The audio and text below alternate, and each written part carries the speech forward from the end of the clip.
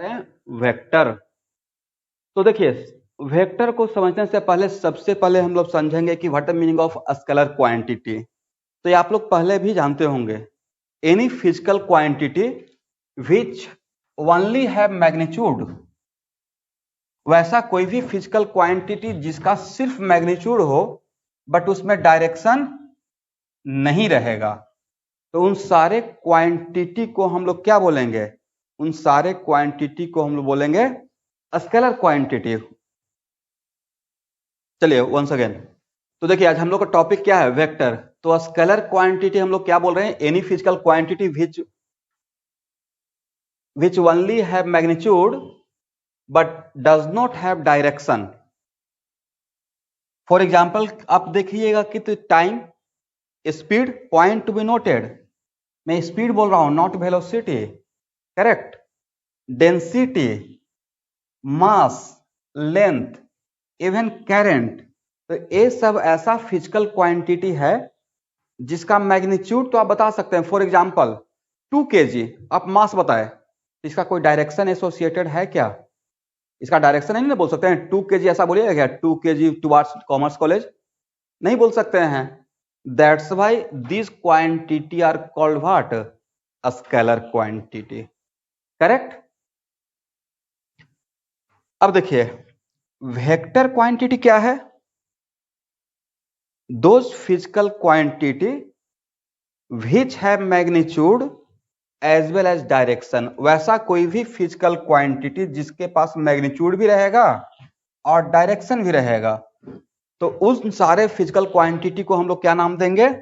Vector quantity. Correct. तो next question है कि सर कुछ एग्जांपल। तो एग्जांपल के तौर पे आप 10th क्लास में शायद सुने भी होंगे थोड़ा बहुत। डिस्प्लेसमेंट, सब पे हम लोग बहुत एलाबोरेट फॉर्म में आएंगे। Displacement, velocity, acceleration, force, momentum and etcetera, और भी मिलेगा। तो इन सारे क्वांटिटी को हम लोग क्या बोलते हैं? Vector quantity. फॉर एग्जांपल आपके पास अगर सपोज कीजिए कि मैं आपसे पूछ रहा हूं कि ए bus is moving with 10 kilometre per our. मैंने क्या बोला? ए bus is moving with 10 kilometre per our.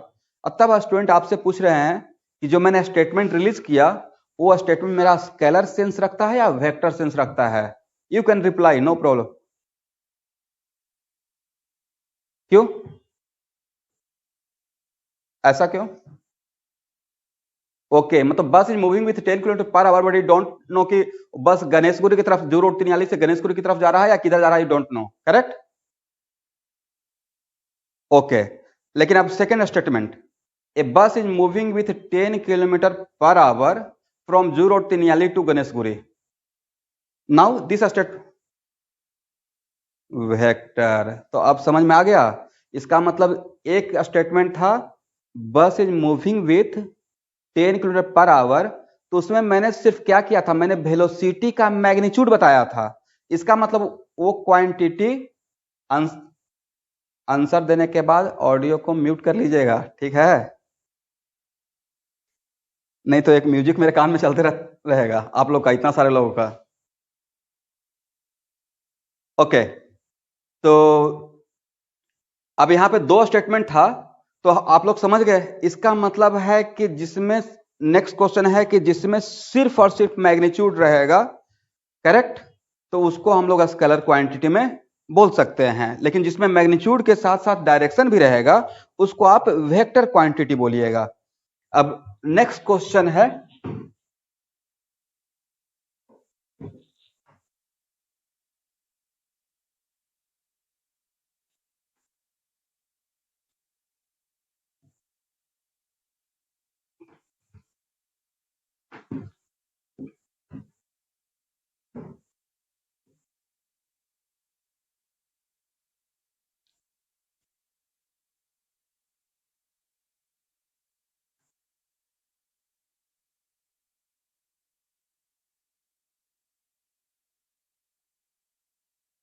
चलिए अब एक यहां पे एक टर्म लिख रहे हैं।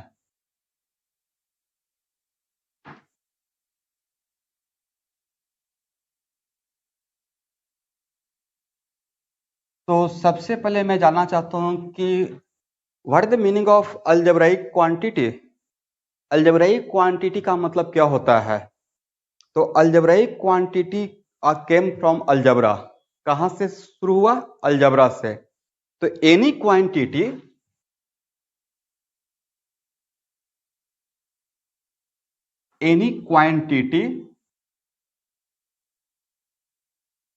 which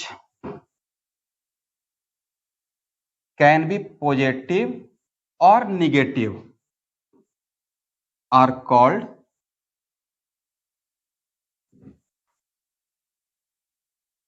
algebraic quantity।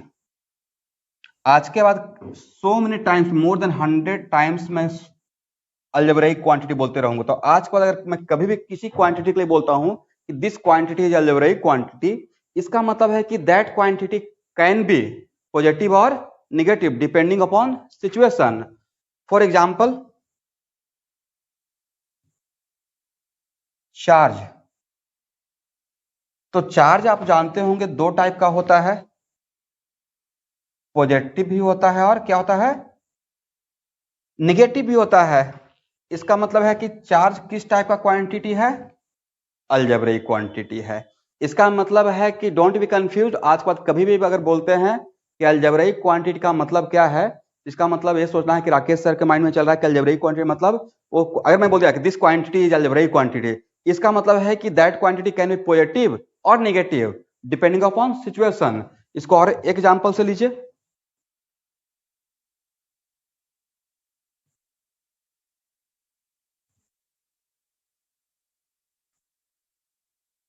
यहां सपोज कीजिए कि मैं वैल्यू ऑफ एक्स लिया, करेक्ट? तो एक्स का वैल्यू पॉजिटिव भी हो सकता है और एक्स का वैल्यू निगेटिव भी हो सकता है। इसका मतलब आप तो जानते होंगे, क्लास 10th में तो आप शायद पढ़े होंगे ना थोड़ा बहुत, x y z, something like x axis, y axis and z axis. इसका मतलब है कि एक्स का वैल्यू पॉजिटिव और नेगेटिव दोनों हो सकता है। सपोज कीजिए कि मैं आपको बोल दिया कि देखिए मेरा एक्स एक्सिस है, एक्स एक्स डैश और यहाँ पे ओरिजिन है।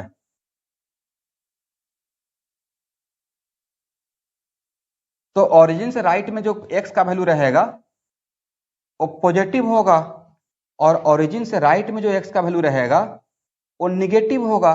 इसका मतलब है कि एक्स मेरा किस टाइप का क्वांटिटी है? अलजेब्रिक क्वांटिटी है। Are you getting my point?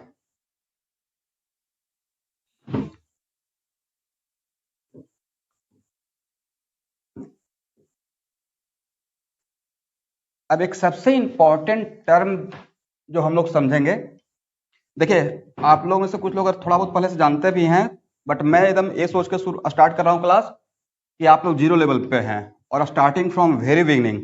Okay, अब यहां पे एक टर्म मैं लिखता हूं, मैग्नीट्यूड। तो आप लोग बताइए, जैसे ही मैं मैग्नीट्यूड पूछता हूं तो what the meaning of magnitude? Magnitude का मतलब क्या होता है?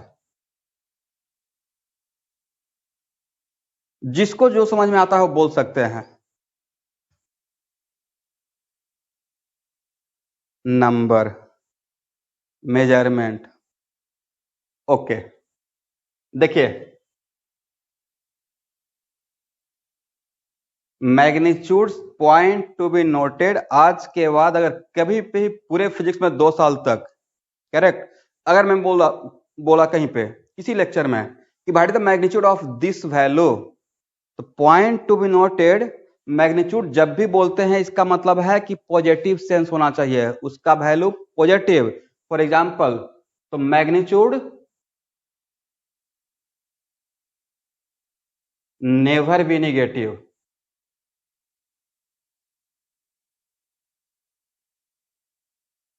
ऑलवेज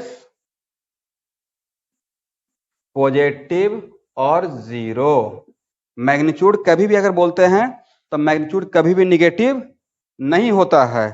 इसको ऐसे सोचिए, एक्स का वैल्यू मैंने लिखा +2 एंड -2, करेक्ट?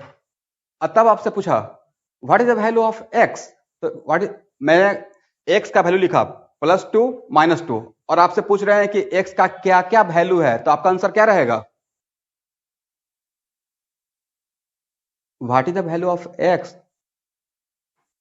तो आपको बोलना है +2 एंड माइनस दोनों वैल्यू है ना, +2 एज वेल एज -2। मैं क्या पूछ रहा हूं, मैं अभी नहीं, मैंने ये स्टेटमेंट नहीं ऐड किया कि what is the magnitude of x. मैं बोल रहा हूं कि what is the value of x, then your answer should be what, +2 and -2।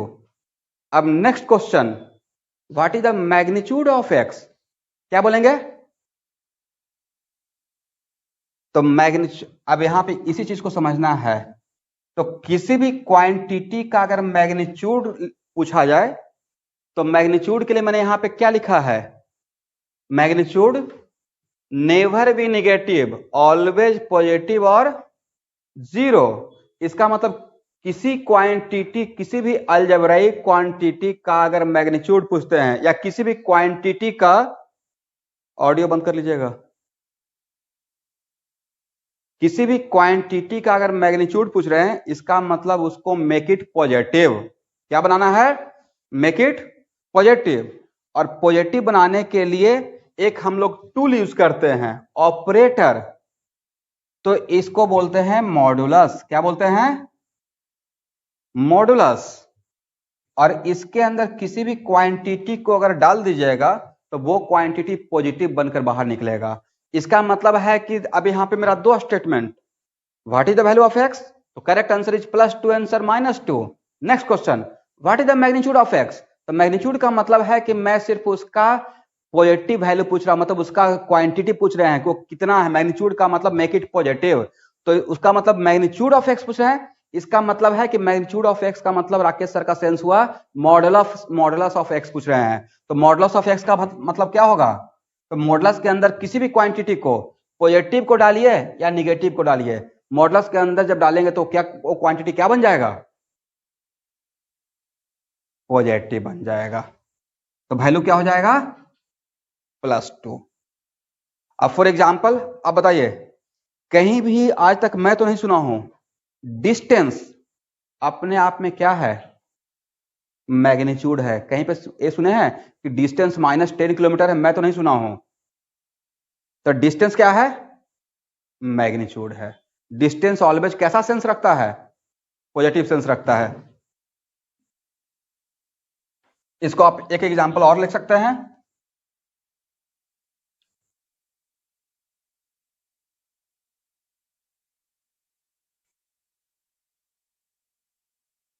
Suppose कीजिए कि यहां पे x = 0 है, ओरिजिन है, और यहां पे x = एक पॉइंट है a और एक पॉइंट है b। यहां पे 3 है और यहां पे -5 है और यहां पे है ओरिजिन। अगर आपसे पूछा जाएगा कि a का डिस्टेंस ओरिजिन से क्या है, तो डिस्टेंस पूछ रहे हैं, इसका मतलब क्या पूछ रहे हैं? यस। फिर आपसे क्वेश्चन पूछेंगे b का डिस्टेंस ओरिजिन से क्या है, डिस्टेंस पूछ रहे हैं। मैं ये नहीं पूछ रहा हूं कि b का कोऑर्डिनेट क्या है। अगर ऐसा क्वेश्चन पूछेंगे कि b का कोऑर्डिनेट क्या है, तो आंसर क्या रहेगा? -5। लेकिन मैंने बोला distance of b from origin, तो जैसे ही डिस्टेंस बोल दिए तो डिस्टेंस अपने आप में ऑलवेज पॉजिटिव होता है। इसका मतलब है कि आपको क्या करना था? b के कोऑर्डिनेट का मॉडुलस लेना था। इसका मतलब distance of b from origin का वैल्यू क्या -5 बोलिएगा या 5 बोलेंगे? क्या बोलेंगे? 5। समझ गए? तो आई थिंक अब एक बहुत छोटा सा टर्म था, लेकिन शायद क्लियर हो गया होगा कि मैग्नीट्यूड किसी भी क्वांटिटी का लेना होता है। आज के बाद किसी भी चीज का अगर मैग्नीट्यूड बोलेंगे तो उस क्वांटिटी में आज के बाद मॉडुलस लगाना है। क्या लगाना है? मॉडुलस। ओके।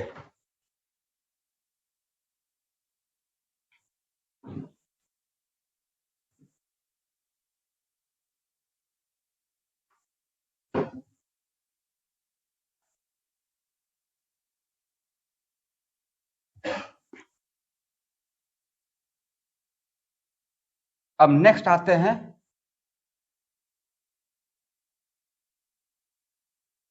प्लीज ऑडियो को साइलेंट कर लीजिए। Representation of vector.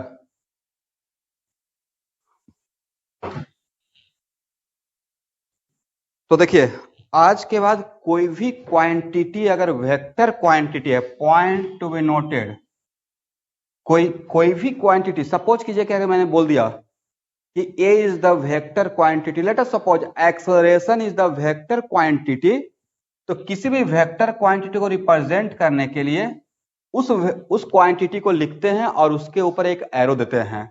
तो वो क्या रिप्रेजेंट करता है? किसी भी आज के बाद फिजिक्स में किसी भी क्वांटिटी के ऊपर अगर ऐसे एरो मिलता है, इसका मतलब एक क्वांटिटी क्या है? वेक्टर क्वांटिटी है।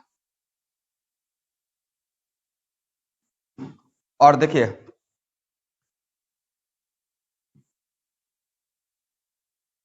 Any vector quantity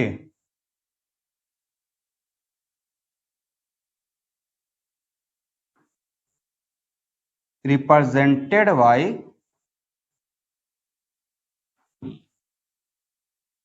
arrow.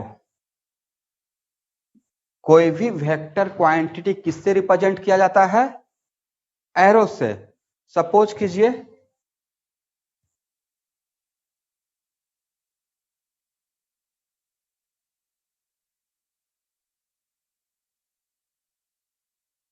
मान लेते हैं कि मैंने एक वेलोसिटी वेक्टर, तो देखिए इस वेलोसिटी, मेरा कोई एक वेक्टर है, तो इस किसी भी वेक्टर क्वांटिटी को हम लोग एरो से इंडिकेट करते हैं। तो सपोज कीजिए कि मेरा एक वेलोसिटी वेक्टर है, तो वेलोसिटी वेक्टर को ऐसे इंडिकेट किया। तो नेक्स्ट क्वेश्चन रहेगा कि सर ये एरो तो इंडिकेट कर रहे हैं, बट इस एरो का मतलब क्या है? सपोज कीजिए कि मैंने लिख दिया कि velocity of any car equal to 10 kilometre per hour towards कोई एक डायरेक्शन, अभी जस्ट तो फर्स्ट क्लास है, टुवार्ड्स नॉर्थ। तो इसका मतलब ये है कि मेरा एक वेक्टर क्वांटिटी है जिसका डायरेक्शन टुवार्ड्स नॉर्थ है। तो नेक्स्ट क्वेश्चन है कि सर ये तो ठीक है, तो इसका मतलब किसी भी वेक्टर क्वांटिटी को रिप्रेजेंट करने के लिए हम लोग एक एरो का यूज करते हैं। तो इसमें दो चीज है, एक है एरो का लेंथ, करेक्ट, और एक है इसका हेड। तो किसी भी वेक्टर क्वांटिटी को जिस एरो से इंडिकेट करते हैं, उसका जो हेड रहेगा वो उस वेक्टर क्वांटिटी का डायरेक्शन को रिप्रेजेंट करेगा।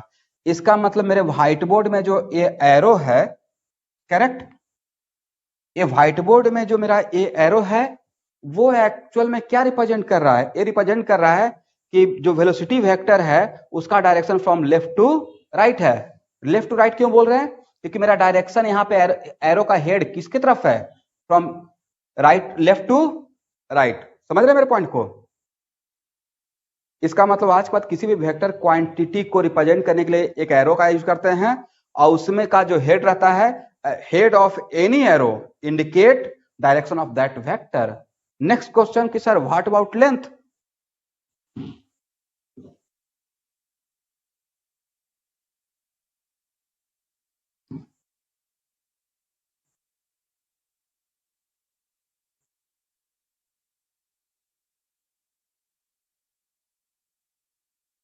लेंथ ऑफ एरो, देखिए मैंने क्या लिखा, लेंथ। और लेंथ ऑलवेज कैसा सेंस होता है? लेंथ या हाइट। तो लेंथ क्या कभी निगेटिव हम लोग बोलते हैं क्या कि लेंथ -10 मीटर है? लेंथ ऑलवेज निगेटिव होता है या ऑलवेज पॉजिटिव होता है? पॉजिटिव। दैट्स वाई किसी भी वेक्टर क्वांटिटी को रिप्रेजेंट, देखिए डिफिनेशन क्या होता है, किसी चीज का हम लोग क्या करते हैं, डिफिनेशन को बहुत लाइटली लेते हैं, बट किसी भी चीज का जो डिफाइंड फॉर्म होता है, डिफिनेशन होता है, वो बहुत कॉम्पैक्ट होता है, उसमें बहुत कुछ हिडन रहता है। तो एक्चुअल में वेक्टर का डिफिनेशन में ही था एनी क्वांटिटी जिसमें क्या हो, डायरेक्शन भी हो और मैग्नीट्यूड भी हो। तो डायरेक्शन के लिए मैं बता दिया कि कोई भी एरो है उसका हेड क्या रिप्रेजेंट करेगा, उसका हेड रिप्रेजेंट करेगा डायरेक्शन। तो नेक्स्ट क्वेश्चन की सर एरो का हेड तो डायरेक्शन रिप्रेजेंट कर दिया, व्हाट अबाउट मैग्नीट्यूड, तो उसी चीज पे आ रहे हैं। तो किसी भी एरो वेक्टर का एरो का जो लेंथ रहता है, length of arrow represent magnitude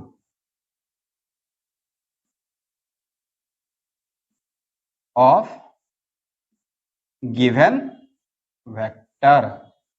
इसको आप ऐसे समझिए, मान लेते हैं कि आपके पास मैं दो वेक्टर यहां पे लिखा, एक वेक्टर v1 है वेलोसिटी वेक्टर, और एक वेक्टर v2 है। अब सिंपल सा एग्जांपल ले लेते हैं।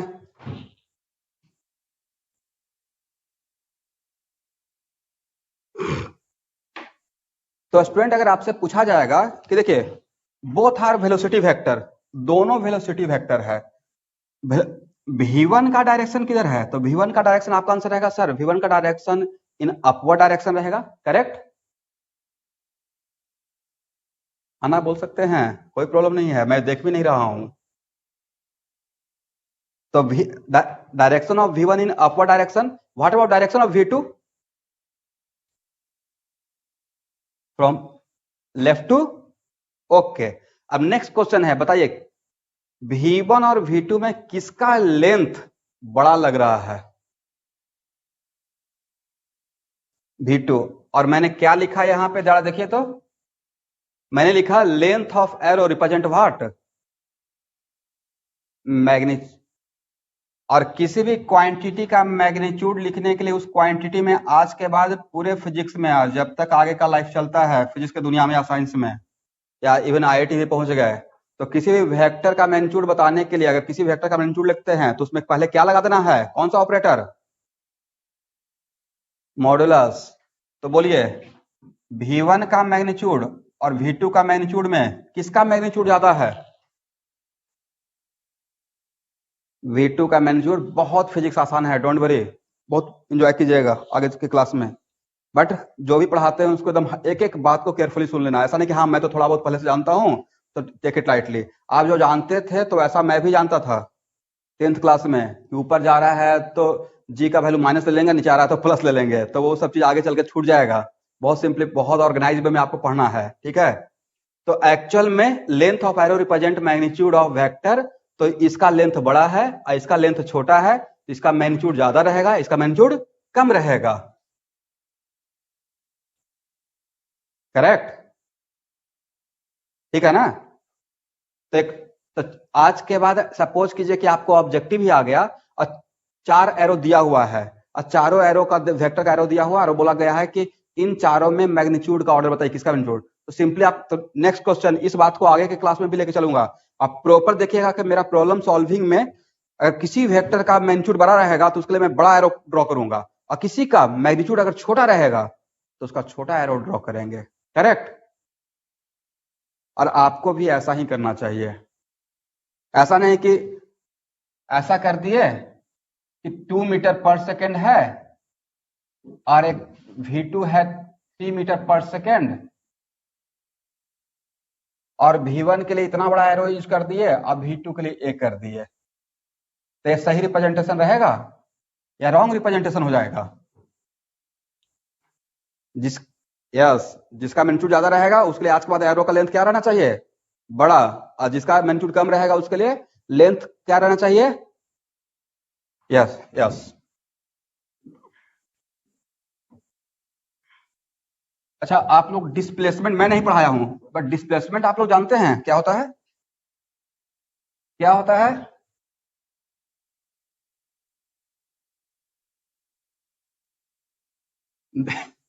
Very good.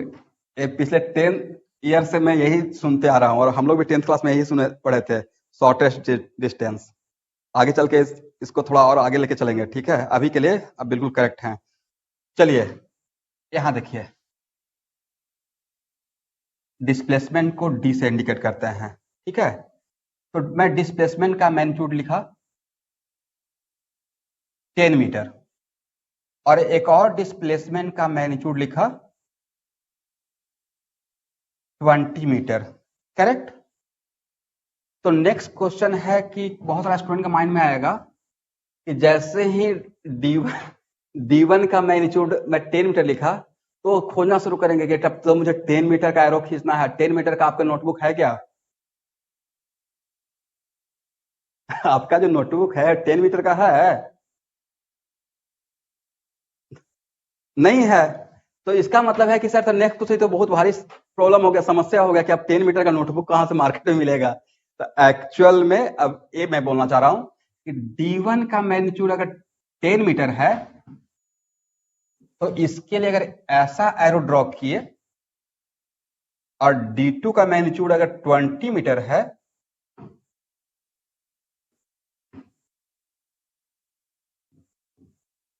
तो देखिए D2 का एरो D1 से जस्ट डबल मैं ड्रॉ किया हूं, कोशिश किया हूं, परफेक्ट तो नहीं लेकिन जस्ट कोशिश किया है कि डबल। तो नेक्स्ट क्वेश्चन सर ये तो 10 मीटर का है ही नहीं, तो मेरा आंसर रहेगा कि length of arrow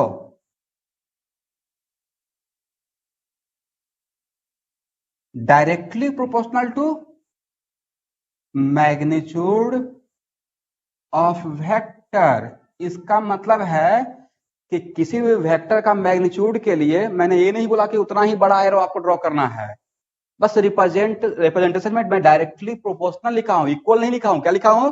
directly proportional. इसका मतलब है कि जिस वेक्टर का मैग्नीट्यूड ज्यादा रहेगा उसके लिए बड़ा एरो ड्रॉ करेंगे और जिस वेक्टर का मैग्नीट्यूड छोटा रहेगा उसके लिए छोटा एरो ड्रॉ करेंगे। बट ये नहीं कि परफेक्टली आपका 10 मीटर का ही एरो होना चाहिए। तो एक्चुअली मेरा कहने का सेंस ये था कि length of arrow directly equal बोल रहे हैं या डायरेक्टली प्रोपोर्शनल बोल रहे हैं? Proportional to magnitude of vector. तो बस बोर्ड पे आप रिप्रेजेंट करने के लिए आपको 10 मीटर का नोटबुक और मुझे 10 मीटर का व्हाइट बोर्ड लेने का रिक्वायरमेंट नहीं है। बस एक बोलने का तरीका होता है कि किसी वेक्टर का एरो अगर बड़ा है तो उसका, किसी वेक्टर का एरो बड़ा है तो उसका मैग्नीट्यूड ज्यादा रहेगा और किसी वेक्टर का एरो छोटा है तो उसका मैग्नीट्यूड कम रहेगा। तो आप समझ में आ गया कि what is the meaning of length of arrow of A vector. तो किसी भी वेक्टर का लेंथ ऑफ एरो क्या रिप्रेजेंट करता है, जरा एक बार बोल दीजिएगा। और उसका हेड क्या रिप्रेजेंट करता है? Direct. Direct. Very good, very good.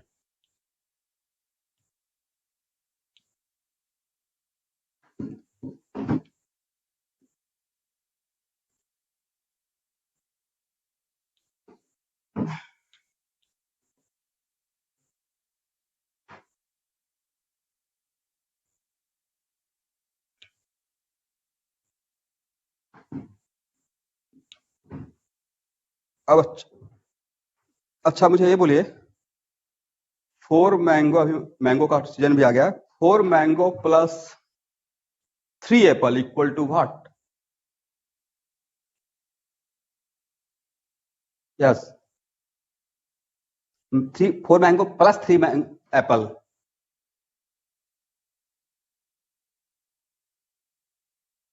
नहीं, आंसर इसका आता था जब ऑफलाइन क्लास लेते रहते थे तो आता था sir 7 fruits. Students are so smart, 7 fruits. तो चूंकि वो लोग फ्रूट सलाद बना के खाते हैं तो डे टू डे लाइफ में उसको मिक्स कर सकते हैं। बट 4 मैंगो प्लस 3 एप्पल, इसको आप नहीं ना जोड़ पा रहे हैं क्योंकि आपको लग रहा है सर मैंगो तो मैंगो के साथ ही जुड़ेगा और एप्पल तो एप्पल के साथ ही जुड़ेगा, करेक्ट? ओके, दैट्स वाई यहाँ पे आगे के क्लास में सेम। इसका मतलब है कि मैं यहाँ पे नेक्स्ट अब पढ़ाने जा रहा हूं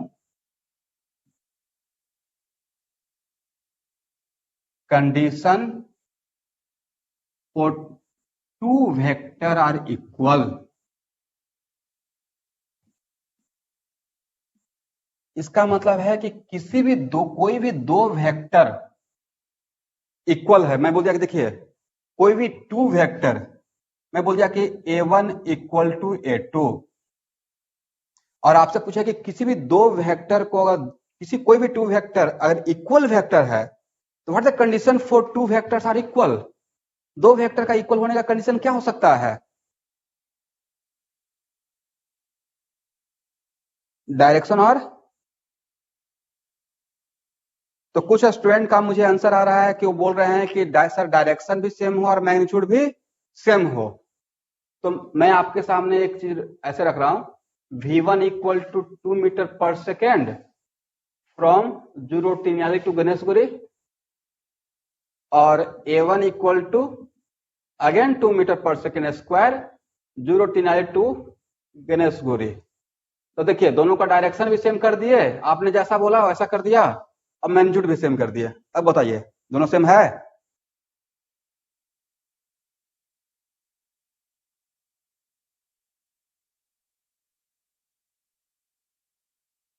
तो से नहीं डायरेक्शन नहीं, आपने जो बोला वो बिल्कुल जिनका भी एक आंसर था कि सर दो वेक्टर का इक्वल होने का क्या कंडीशन है कि मैग्नीट्यूड भी सेम हो डायरेक्शन भी सेम हो, तो मैं आपको रॉन्ग नहीं कर रहा हूं, यू आर 80% करेक्ट, बट उसमें मैं एक चीज ऐड करूं, डायम यस, इसका मतलब है कि आज के बाद मैं कंप्लीट यहां पर डिफरेंशियल लिखूंगा। आज के बाद any two vectors are equal vector only when first condition is both are same physical quantity. पहला क्या होना चाहिए? Same physical quantity. तो यहाँ पे वेलोसिटी था, यहाँ पे एक्सेलरेशन था, तो वेलोसिटी को एक्सेलरेशन के साथ इक्वल कैसे करेंगे? नहीं ना कर सकते हैं, नहीं कर सकते हैं, करेक्ट। तो आज के बाद पहला पॉइंट क्या लिखना चाहिए? तो मैंने कंडीशन क्या लिखा?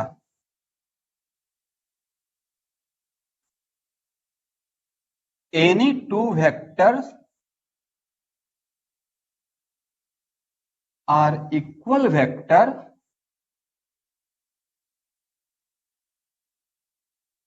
when both have same magnitude as well as same direction and at the same time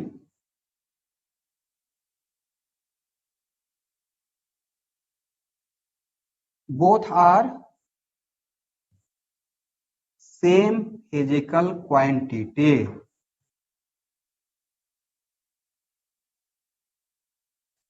इसका मतलब है कि इसको थोड़ा इलाबोरेट कर लेते हैं। कोई भी दो वेक्टर इक्वल वेक्टर होने के लिए क्या होना चाहिए? दोनों का मैग्नीट्यूड सेम होना चाहिए।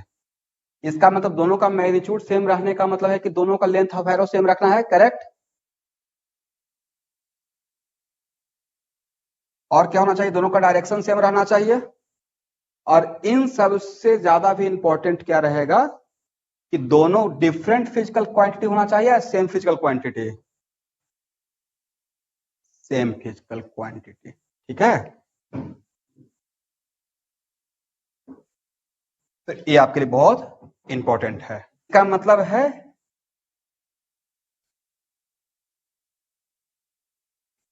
एक बार इसको आप देख लीजिएगा, मैं कुछ स्टेटमेंट लिखने के बाद 20 सेकंड के लिए 30 सेकंड के लिए थोड़ा सा आपको टाइम दूंगा। दैट्स वाई कि घर पे अगर आप वीडियो देख भी रहे हैं तो उसको पॉज करके आप नोट डाउन कर सकते हो कुछ एक्स्ट्रा पॉइंट, ओके।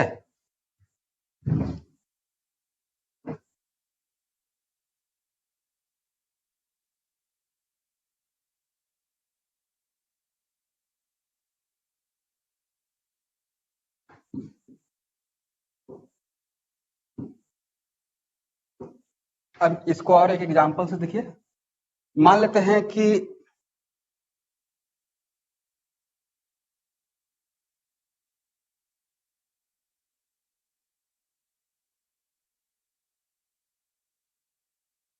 देखिए समटाइम्स क्या होता है कि दो कार के बीच में ओवरलैप कर सकते हैं कि रेसिंग होते रहता है समटाइम्स। तो या ऐसा भी देखते हैं कि दो फ्रेंड बाइसाइकिल साइकिल से चल रहे हैं और पैरेलल चलते रहते हैं सेम डायरेक्शन में। तो मान लेते हैं कि ऐसे मैं बोल रहा हूं, car A moving with 10 metre per second, correct, and car B also moving with 10 metre per second. तो पॉइंट टू बी नोटेड, ध्यान से देखिएगा। और सपोज कीजिए कि ये जो मेरा डायरेक्शन है ये एक्स एक्सिस है, तो अगर आपसे कोई पूछेगा, ये क्रॉस नहीं है, एक्स एक्सिस, तो आपसे अगर कोई पूछेगा कि और ये है मेरा ओरिजिन, कि कार ए का मैग्नीट्यूड क्या है, तो क्या बोलना है, 10 metre per second. Next question, car A is moving along which direction, तो क्या है आंसर रहेगा sir, along x axis, along x axis, correct. Next question, हो सक और कार ए के पैरेलल एक और कार जा रहा है, car B is also moving with magnitude 10 metre per second, मतलब with velocity 10 metre per second, but what is the direction of car B, आप ही बोल रहे हैं ना, अलोंग एक्स एक्सिस। ओके, तो यहां पे ये बोले कि कार ए पे तो ओवरलैप नहीं ना है, उसके ऊपर तो नहीं था, पॉइंट नोटेड। कार बी क्या कार ए पे था, ऊपर था या पैरेलल था, इसका मतलब यह है कि वेलोसिटी ऑफ बी के लिए हम लोग लिखेंगे 10 metre per second along x axis, and velocity of A के लिए भी क्या लिखेंगे, 10 metre per second along x axis, but इसका जो वेलोसिटी एरो है ए है और इसका एरो क्या है, ए है, ये है वेलोसिटी ऑफ बी और ये है वेलोसिटी ऑफ ए। तो नेक्स्ट क्वेश्चन, ए वेक्टर और ए वेक्टर डिफरेंट वेक्टर या सेम वेक्टर,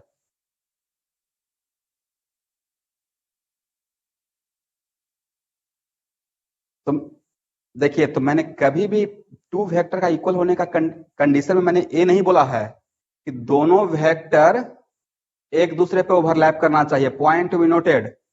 मैंने क्या बोला है कि two vectors are equal vector only when what, magnitude same हो, डायरेक्शन सेम हो, और क्या हो, सेम फिजिकल क्वांटिटी हो। मैंने ये नहीं बोला कि दोनों वेक्टर एक दूसरे पर ओवरलैप कर जाए, कोलिनियर हो जाए, एक ही लाइन के अलॉन्ग हो जाए। That's why it is not compulsory कि वेक्टर ए और वेक्टर बी दोनों आके चिपक जाए। इसका मतलब इसमें जो वेक्टर, दो वेक्टर का इक्वल होने का क्राइटेरिया है, वो सारा क्राइटेरिया मेरा सेटिस्फाई कर दिया। दोनों सेम फिजिकल क्वांटिटी, दोनों वेलोसिटी वेक्टर है, दोनों का length of arrow magnitude same है, दोनों का डायरेक्शन भी सेम है। इसका मतलब है कि जो मेरा डेफिनेशन था condition, what the criteria condition of two vectors are equal, तो यही था ना, मैग्नीट्यूड सेम हो, डायरेक्शन सेम हो और सेम फिजिकल क्वांटिटी। इसका मतलब ए और बी का वेलोसिटी डिफरेंट होगा या सेम होगा,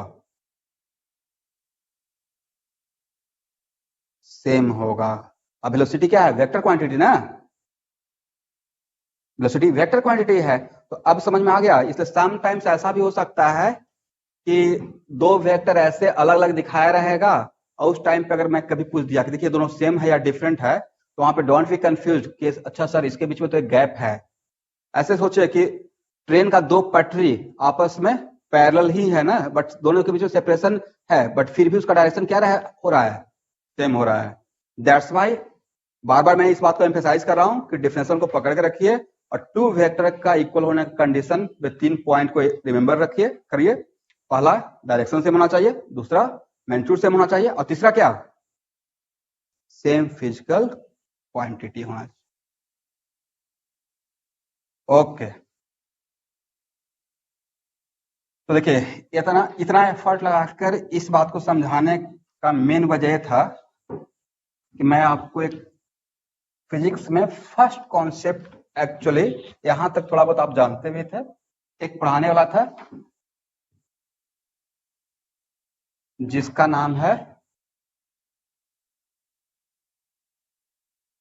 शिफ्टिंग कॉन्सेप्ट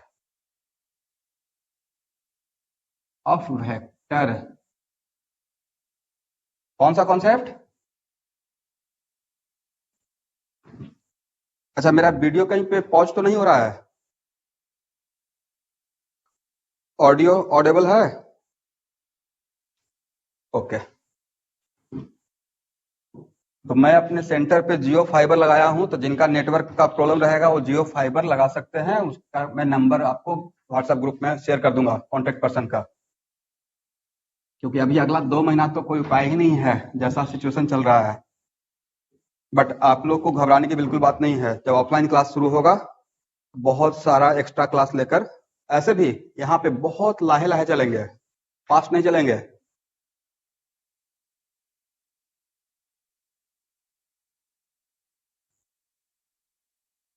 चलिए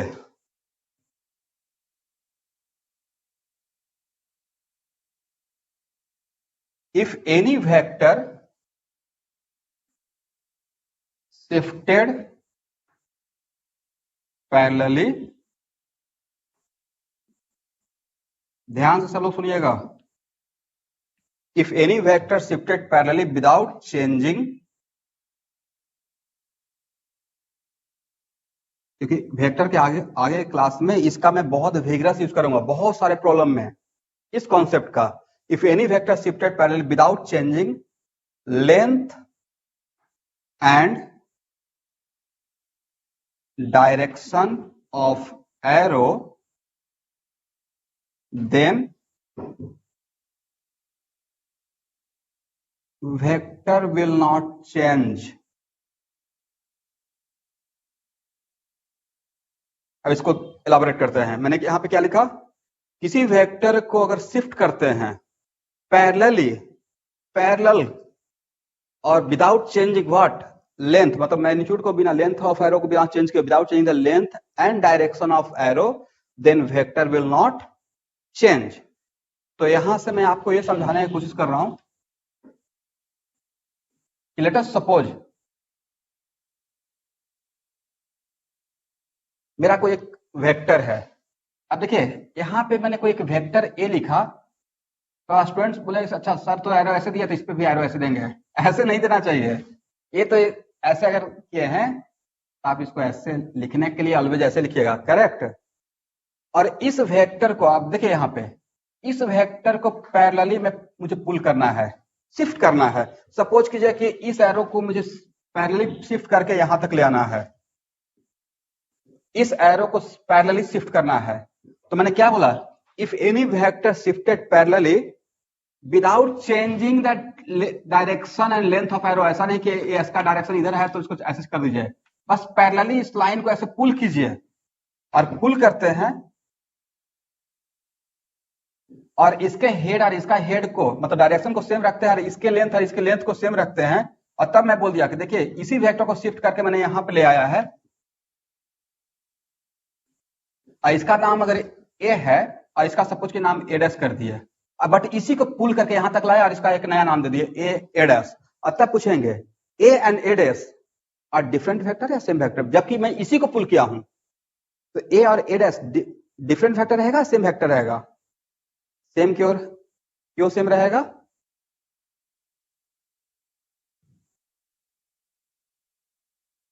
तो डायरेक्शन भी सेम है और लेंथ भी सेम है। और यही दोनों क्या था, डिफरेंट था या सेम फिजिकल क्वांटिटी था? Same. This concept is called what? Shifting concept.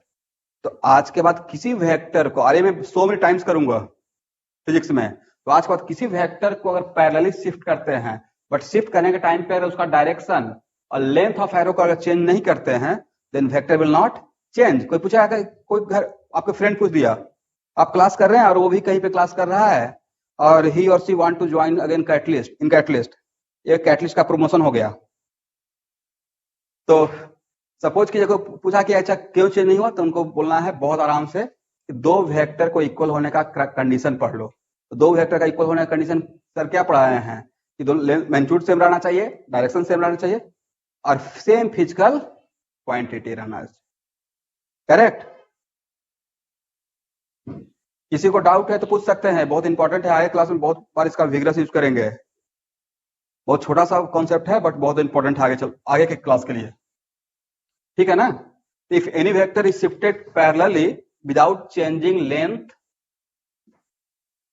and direction of arrow, then vector will not change.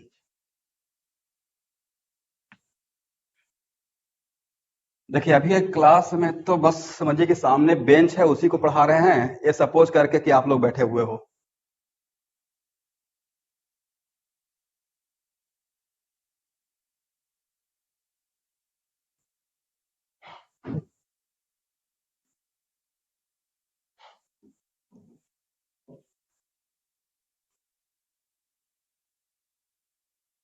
अब नेक्स्ट,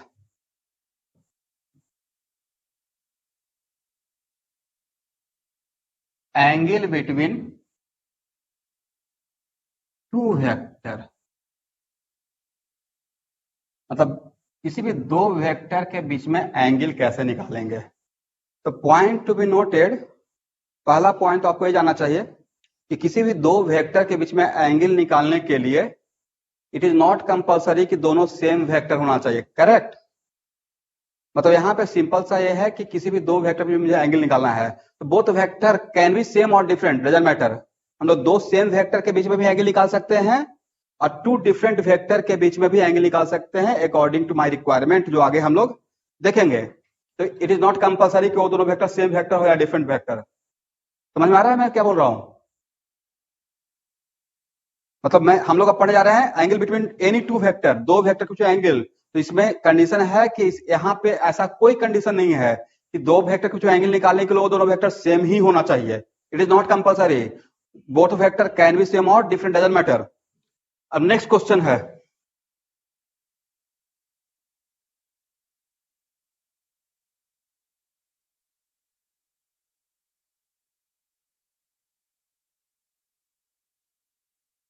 सपोज कीजिए मैंने सेम पॉइंट से बहुत सारा एरो ड्रॉ कर दिया, तो इन सारे एरो को क्या बोलिएगा? All these arrow are converging या डाइवर्जिंग फ्रॉम दिस पॉइंट। किसी एक पॉइंट से दूर जाता है तो उसको बोलते हैं डाइवर्ज। Very good.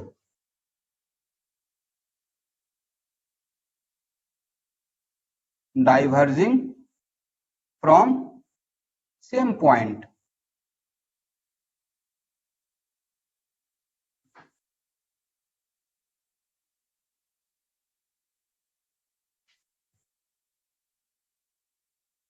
हम लोग बचपन में इसका बहुत बढ़िया एक यूज करते थे, हालांकि आप लोग मत कीजिएगा, कि एक लेंस लेते थे उससे पेपर जलाते रहते थे सनलाइट से। कन्वर्जिंग लेंस से पेपर जलना शुरू हो जाता था, शायद आप लोग भी किए होंगे कभी। चलिए, तो इसको क्या बोलिएगा? डाइवर्जिंग या कन्वर्जिंग? कन्वर्जिंग। ओके। अब एक एग्जांपल लेते हैं।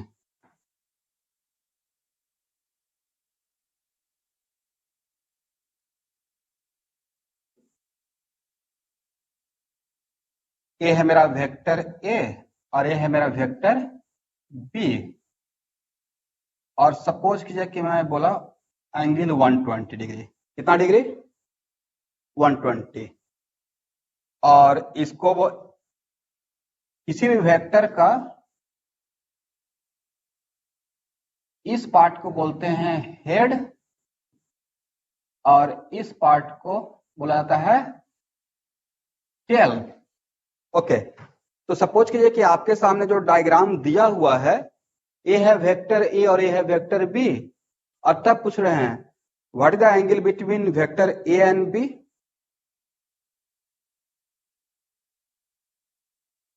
One 120।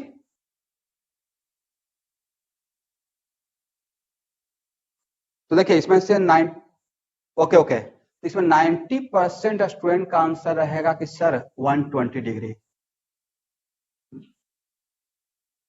Angle between A and B equal to 120 degree, एक गलत है।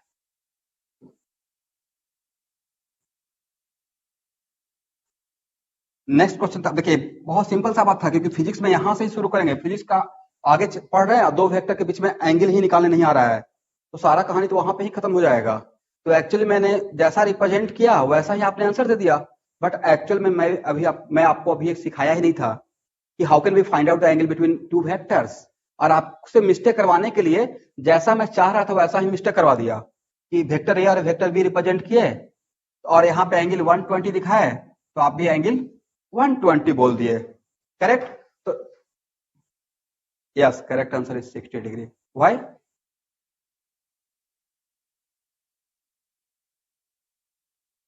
तो यहाँ पे एक्चुअल में हाँ वेरी गुड, तो कॉन्सेप्ट है for finding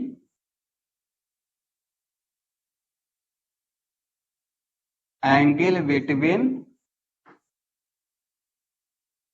any two vector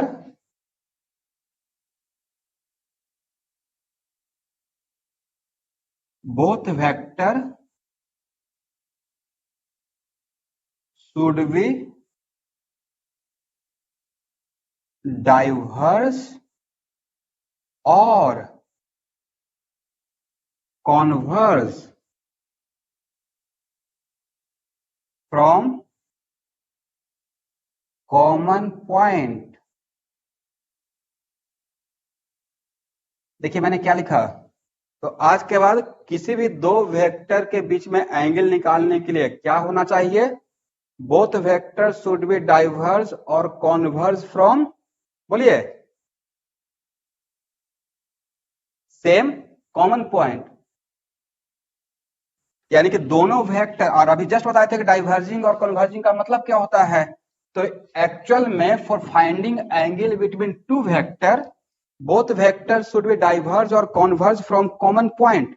तो नेक्स्ट क्वेश्चन की सर कैसे करेंगे, यहां तो 120 है, तो नेक्स्ट यहां पे आप देखिएगा फर्स्ट एप्लीकेशन शिफ्टिंग कॉन्सेप्ट का, तो both vector should be diverge और कॉन्वर्ज फ्रॉम कॉमन पॉइंट, तो कोई बात नहीं है। अब यहां लेकिन यहां पे जो डायग्राम बनाए हैं, तो इन दोनों को वेक्टर का कॉमन पॉइंट, सब लोग स्टूडेंट यहां पे कॉन्सेंट्रेट हो जाएगा, तो इस वेक्टर का कॉमन पॉइंट ए था, बट इस कॉमन पॉइंट से ए वेक्टर तो डाइवर्स कर रहा है, बट ए वेक्टर कन्वर्ज कर रहा था, बट व्हाट द कंडीशन, दोनों वेक्टर या तो उस पॉइंट से डाइवर्स करना चाहिए या उस पॉइंट पे कन्वर्ज करना चाहिए।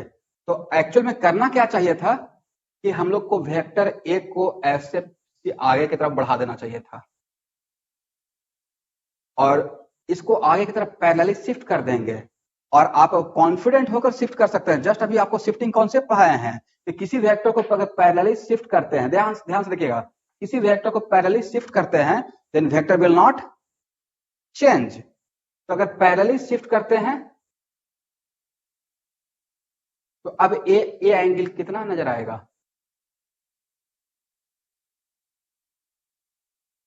60 डिग्री, करेक्ट। इसका मतलब पहला क्राइटेरिया ए है कि किसी भी दो वेक्टर के बीच में, और आप कॉन्फिडेंट होकर इसको शिफ्ट किए हैं, क्यों, क्योंकि किसी वेक्टर को पैरेलली शिफ्ट करते हैं then vector will not change, ठीक है ना। तो आप में से कुछ स्टूडेंट बोलेंगे कि सर यहाँ पे, अब इसको फिर से ऐसे देखिए,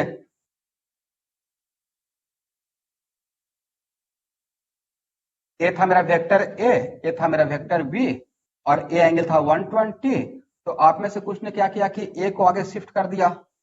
अब कुछ बोले नहीं सर हम तो बी को भी तो शिफ्ट कर सकते थे, बिल्कुल कर सकते थे पीछे की तरफ, तो आप ऐसे भी कर सकते हैं। तो अब यहां देखिएगा, अगर ए एंगल देखते हैं तो कितना एंगल है, 60। तो अगर इस एरो और इस एरो को देखते हैं तो डाइवर्स कर रहा है, इस एरो को देखते हैं तो यहाँ पे कॉन्वर्ज कर रहा है, इस एरो और इस एरो और इस एरो को देखते हैं तो क्या हो रहा है, कॉन्वर्ज। तो पहले से ही जानते हैं ना आप लोग कि आमने सामने का एंगल सेम होता है, तो ए एंगल और ए एंगल डिफरेंट एंगल रहेगा या सेम एंगल रहेगा, सेम एंगल रहेगा, करेक्ट, पहला चीज। नेक्स्ट, अब सपोज कीजिए कि मैंने एक वेक्टर ऐसे लिया,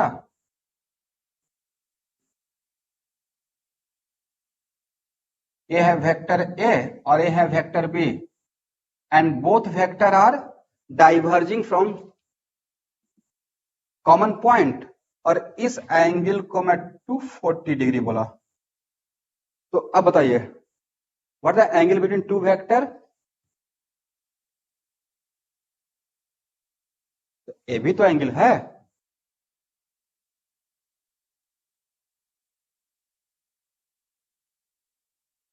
यू आर करेक्ट, बट भाई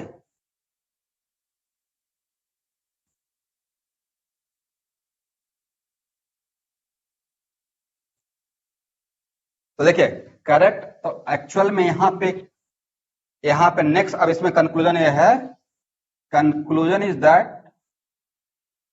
नहीं तो यहां भी तो देखिए ये डाइवर्ज कर रहा है, तो कॉमन पॉइंट से डाइवर्ज कर रहा है, तो एक एंगल ए भी हो सकता है, एक एंगल ए भी हो सकता है, इसका वैल्यू 120 है, इसका वैल्यू 240 है, दो लाइन है, ऐसे कोई टू लाइन है, तो इस दो लाइन के बीच में दो एंगल बनता है ना, एक ए भी होता है, एक ए भी होता है, करेक्ट।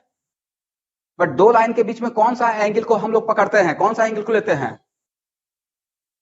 यस एक्चुअली मैं एक यस मैं यही क्लियर करना चाह रहा था। आज के बाद तो पूरा डिफिनेशन को कॉन्क्रीट ये है कंक्लूजन कि for finding the angle between two vector should be diverge और converge from common point and a smaller angle should be taken. Bigger angle या smaller angle? A smaller angle. तो इस angle को नहीं लेंगे, कौन सा एंगल रहेगा? 120। तो कंक्लूजन क्या हुआ आज के बाद? For finding the angle between, बहुत ध्यान से बोल रहा हूं, सुन लीजिएगा। For finding the angle between two vector, correct, both vector should be diverge और converge from common point and a smaller angle should be taken. कौन सा एंगल? A smaller. तो देखिए नेक्स्ट क्लास में, तो कल का क्लास में स्टूडेंट मैं यहां से ही शुरू करूंगा। इसमें भी बहुत कुछ अभी मुझे बताना है, यहां भी कल के क्लास में बहुत कुछ मैं क्लियर करूंगा। आज मैं सिर्फ यहां तक ही पढ़ाया हूं। इसका मतलब कल का क्लास कहां शुरू करेंगे? कल का क्लास में एंगल बिटवीन टू वेक्टर यहां से ही स्टार्ट करूंगा। इसमें कम से कम तो 5 या 10 मिनट्स मुझे और भी बहुत कुछ समझाना है। तो आज का फिजिक्स का क्लास इतना ही। समझ में आ गया?